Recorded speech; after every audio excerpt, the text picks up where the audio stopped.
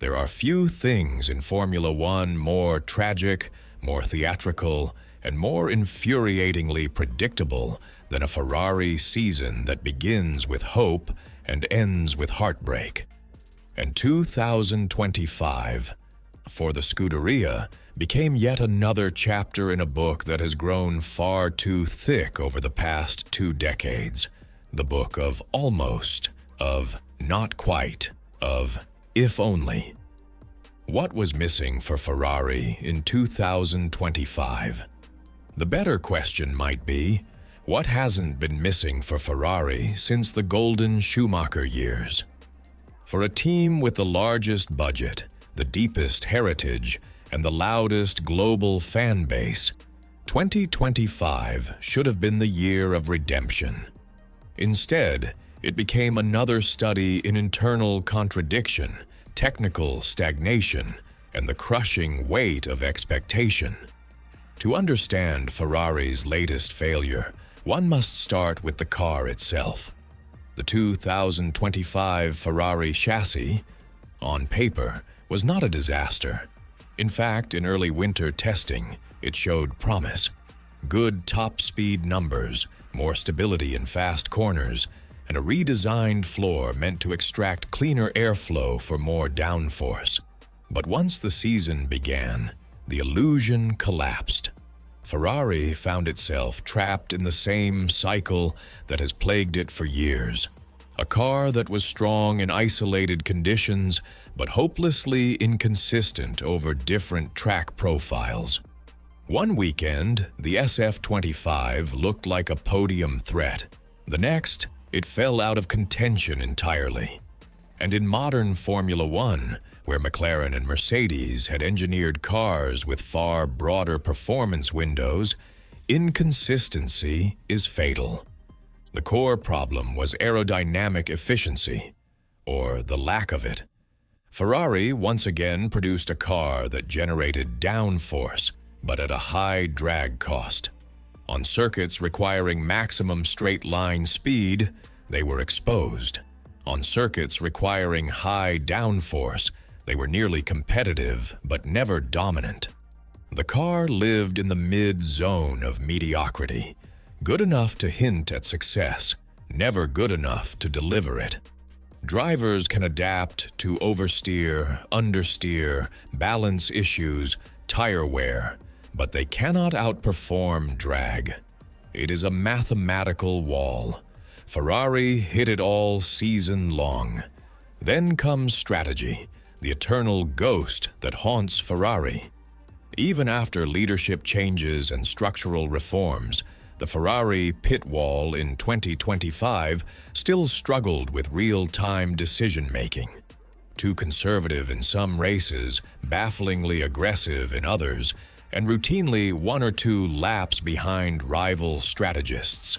Tire windows were misjudged, pit stop calls were mistimed, and when the car is already fighting structural limitations, strategy becomes the difference between damage control and disaster. Ferrari repeatedly chose disaster, but the deeper issue, the one insiders whisper about and long-time reporters like myself recognize instantly, is Ferrari's internal culture. The pressure inside Maranello is unlike anything else in global sport. Every mechanic, every engineer, every strategist carries the burden of 70 years of expectation. Success is demanded, not requested. Failure is punished swiftly, often irrationally. And that environment, for all its passion, has produced technical turnover at a rate that kills continuity. No team can win championships when every year brings new hires, new leaders, new philosophies, and new attempts to reinvent the wheel. Stability is the backbone of victory. Mercedes had it, Red Bull had it, McLaren built it. Ferrari, in 2025, once again failed to secure it. And then, of course, there is the driver pairing. Charles Leclerc and Carlos Sainz are both tremendously talented, quick, precise, and capable of wins in the right machinery. But in 2025, Ferrari did not give them the tools to fight. Leclerc's qualifying brilliance kept Ferrari afloat, but he was constantly forced into defensive races on Sundays due to a car that overheated its tires and lacked race pace efficiency. Sainz, ever the methodical and cerebral driver, found himself unable to attack aggressively enough to compensate for the technical shortcomings. Together, they were strong, but never strong enough to overcome the inherent flaws of the package beneath them. Another critical point was development. Ferrari's in-season upgrades simply did not deliver enough performance. Wind tunnel correlation issues resurfaced, a quiet horror for any F1 team, and some aerodynamic updates produced gains in simulation that evaporated on track. Meanwhile, McLaren hit nearly every upgrade window with uncanny precision, and Mercedes finally escaped their zero-pod ghost with a fundamentally coherent philosophy. Ferrari, by contrast, spent 2025 slow dancing with theoretical gains that failed to materialize. Leadership, too, cannot escape criticism. While the public messaging remained optimistic, the internal decision-making lacked the cutting edge necessary to win championships. Red Bull has brutal clarity, Mercedes has cold efficiency, McLaren has momentum and unity, Ferrari has romance, emotion, nostalgia, and pressure. But titles are not won with poetry, they are won with coherence. Ferrari had passion in 2025, but they did not have coherence. And let us not ignore the political undercurrent, the invisible force that has shaped Ferrari for decades. Because Ferrari is not merely a racing team, it is an Italian national monument, a global brand, a political instrument, and a cultural icon. Decisions are never purely sporting. They are influenced by shareholders, corporate strategy, national pride, and historical legacy.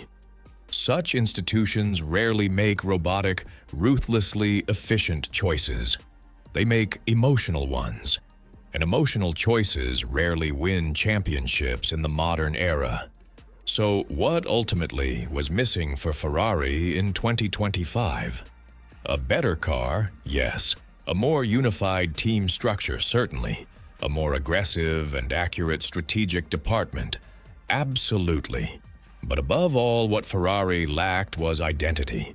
The team has spent years oscillating between philosophies: high downforce, low downforce, high rake, low rake, aggressive design, conservative design, never fully committing, never fully trusting themselves.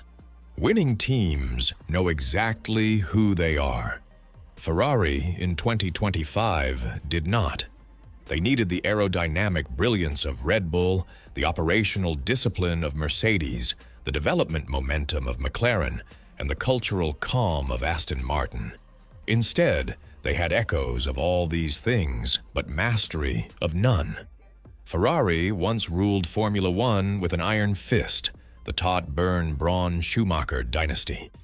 Since then, they have been a team chasing ghosts, trying to resurrect an era rather than build a new one. Did Ferrari fail in 2025? Yes, but more painfully, they failed in the same ways they have failed for almost 20 years. Until Ferrari confronts the systemic disorder beneath the red paint, until it stops being a museum and starts being a machine. Another failure will continue to be an annual headline rather than an anomaly.